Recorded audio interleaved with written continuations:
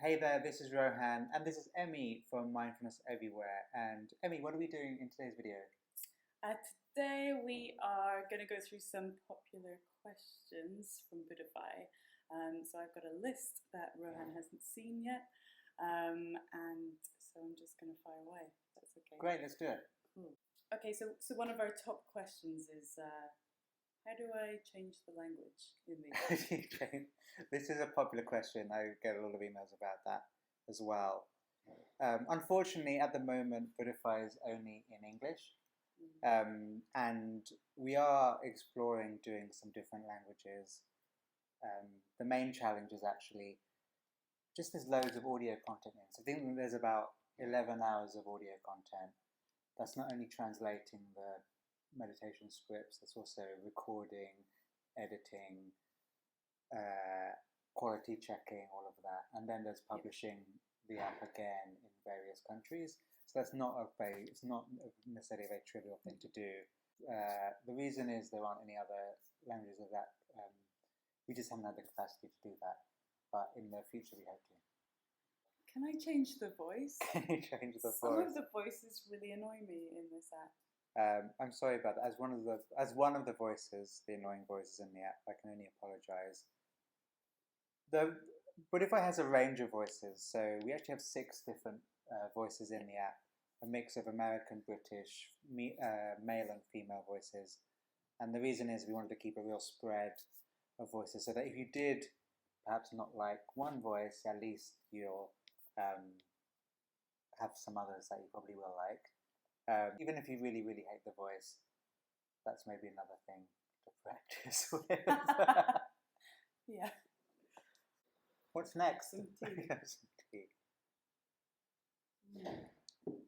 This is one actually we get quite a lot as well, which is, what is the solo section and how do you use it? Okay, so the solo section is, I guess, one of the main features of the app, and all it is ultimately a timer with the idea that for you to do some silent meditation practice by yourself. Silent meaning not guided by the audio in a track. Okay. And the way to use it is quite simply by setting however long you want to do a practice for. If you click the timer on it, you can choose between 5 minutes and 60 minutes. So there's something for everyone. And the idea really is just simply to take a technique that you've either found in the app to be really useful or that you found elsewhere to be really useful, and then just to do it by yourself. And when the timer is up, you'll hear a sound to indicate that. The reason it's important is, as good as guided audio meditations are, ultimately they're sort of like training wheels or stabilizers for you to get an understanding of what meditation practice is about, get an understanding for some styles you really like. But ultimately, certainly my ambition is to let people let go a little of the guided audio and start to have more the ability to grow their ability to do it by themselves. It's also sort of a place to go as they become more experienced in the buddhify tracks, rather than us just making longer and longer tracks. Ready for another? Sure.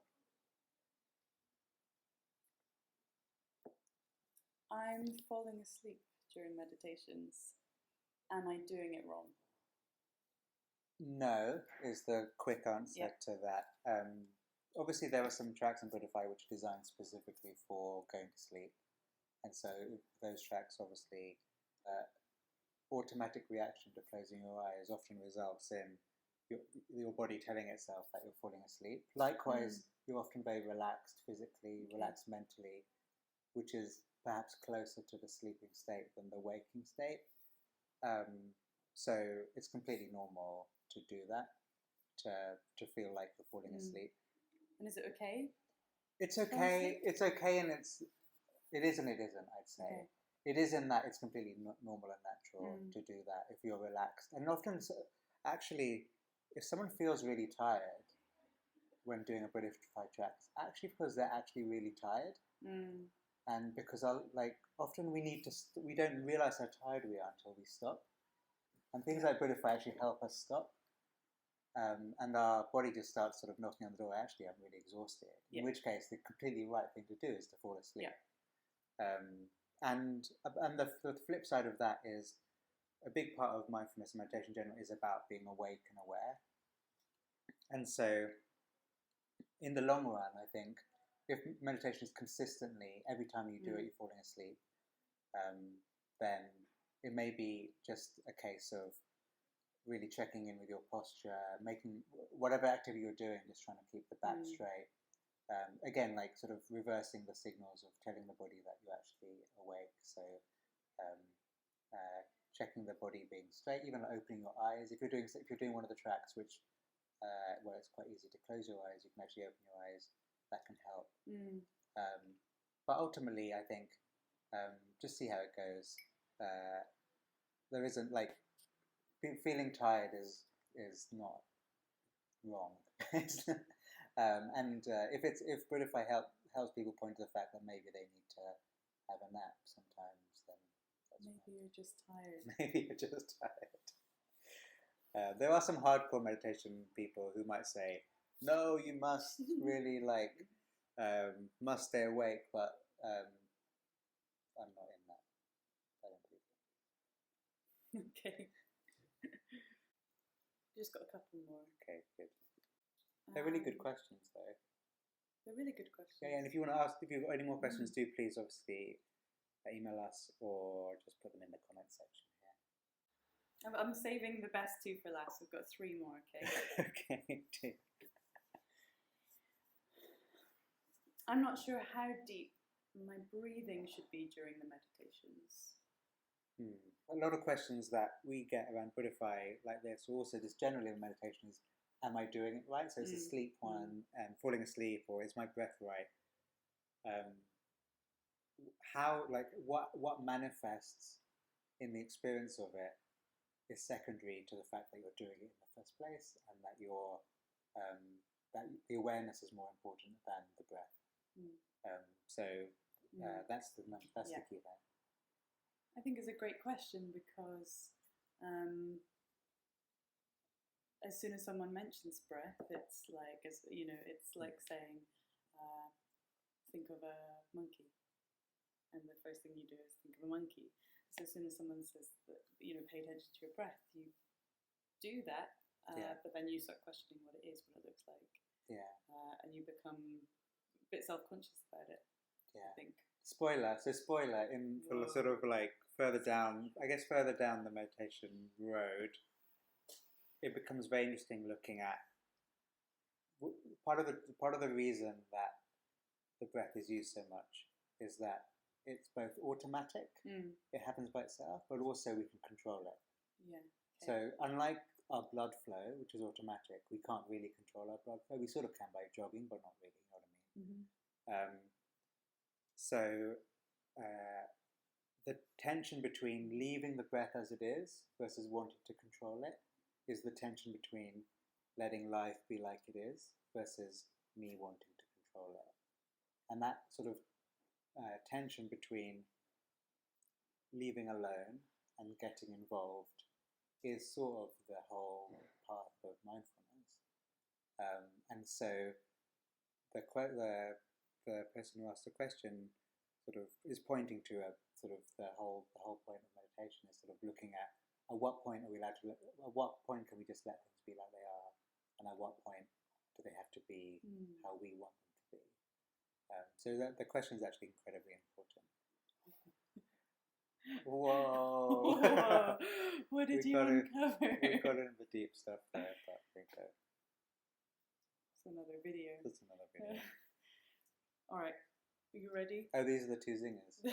Was that a zinger? I thought that was a zinger. It turned out to be a zinger. Oh, thanks very much. Is the pursuit of purpose in life just another form of ego? Whoa! Is the pursuit... This is a real question. Hang on, is the pursuit of... Is the pursuit of purpose in life just another form of ego? So I guess what this question is about is assuming that you're pursuing the purpose of life, right? I think that's what that meditation and mindfulness got to do with pursuing the purpose of life. Yeah, I think that's well. I think the question is assuming that's what this practice is around. Yeah. Okay. I think it's sort of so. There's a thing called spiritual materialism. We talked about that before. Yes, a little bit. As in, we've talked about it before. We've talked about we it haven't before. talked about it here before. I think spiritual materialism is when go over it. there's an amazing book called Cutting Through Spiritual Materialism. But ultimately, what it means is when people start getting into stuff like contemplative practice, meditation, mindfulness, which ultimately starts to chip away at how important we think we are, and it just when it gets into the more spiritual aspects of it, the spiritual aspects of mindfulness are very much around looking at our identity, who we are, how important we are, like all these sort of things. And the spiritual materialism bit means that you make that another cool thing about your life. So you make a status symbol of your spiritual practice. You make a status symbol of your mindfulness practice. We see that a bit. Sometimes we see it. So when people buy a Prius, right? Yeah. And then Prius is in an electric. Yeah, sort of a hybrid car. Sure. So there's a whole thing called conscious capitalism, where by buying a Prius, you're signaling to everyone that you're really cool. And so part of your motivation with buying a Prius, because there are lots of cars which are just as good hybrids as Priuses, but look like a normal car, whereas the Prius is obviously so recognizable as a hybrid car. Sure. And so people start to make consumer choices to basically signal to other people how cool they are, and signal to themselves how cool they are. Yeah. And the same thing can happen with meditation practice, mindfulness practice, spirituality. Is that it becomes another badge of, hey, look at me, I meditate. Hey, look something that you want to present yourself as. Present to yourself and to other people as well. And I think that's what the question is about. Is like, is getting into this sort of mindfulness area just another way of inflating your inflating your sense of self-worth?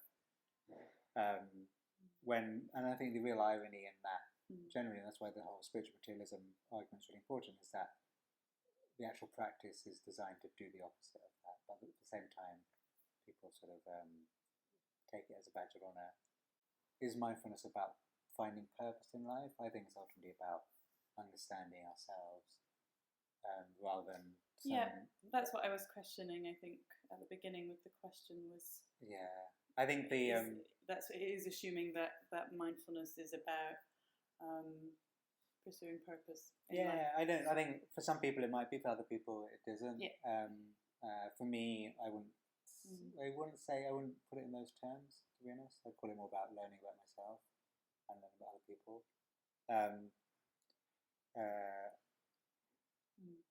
But I think the question is, like, maybe to the person who asked it, if they feel that it is, then be interested in that.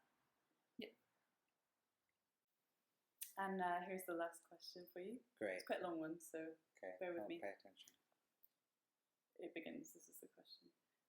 This is a bizarre question, but I just did a blink meditation from the Being Online segment of the wheel, and the voice sounds exactly like Will Young. In brackets, Pop Idol winner circa 2000.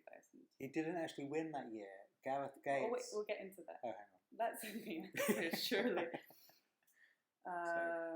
Is it him?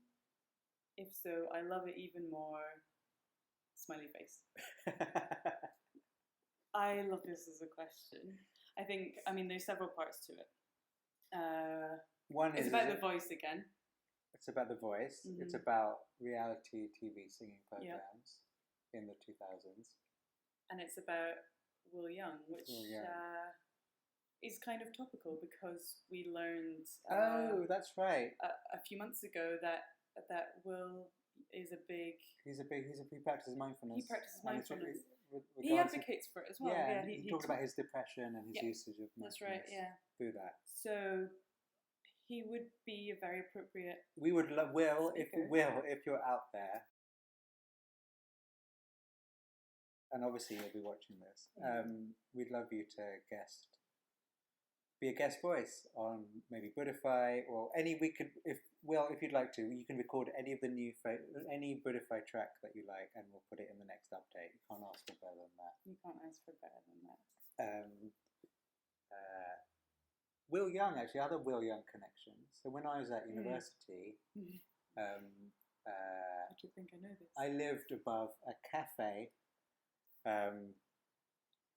where Will Young used to be a waiter at the time. I was just going to guess that. At the time. I didn't know, obviously, like, he only became famous like 10 years later or whatever. What was the name of the cafe? It was the Grand Cafe. It's a very posh cafe, actually. The Grand Cafe on the High Street in Oxford. It was quite posh. And yeah, so he famously did not win Pop Idol. He came second to Gareth Gates. He did, that's right. But Will Young had a much more successful recording career. Which I think has been the way with Pop Idol. And he's just having his comeback now. I guess that sort of story about mindfulness was part of that. He had some good tracks, though. What's your favourite Will Young track? The one that goes, I think I want to leave right now, is that it? If I were to leave right now? I think it's just leave right now. Leave right now. Links to the video in the description. Will, we're obviously huge fans. So again, if you do want to record a track. Yeah. He's not on our app. No, that's in answer to your To question. the chase. I think that was probably me. I wonder if you sung a Will Young song, if people would recognise it as absolutely, as you. Oh, is that? That doesn't work. No, I think if we get to 1 million subscribers, that's the sort of thing that happens then. There's the lovely Mindfulness Everywhere logo, which you can click to subscribe for more great videos like these. And also, importantly, if you have loads of questions, do just email us. Probably the best way to email us is, or just do a comment here, or hello@buddhify.com is the email, or you can do that, or you can send us an email just directly through the app in the message section. Thanks, Emmy. That was great. Thanks, Rohan. Great times. Thanks for having me. And thanks, Will Young.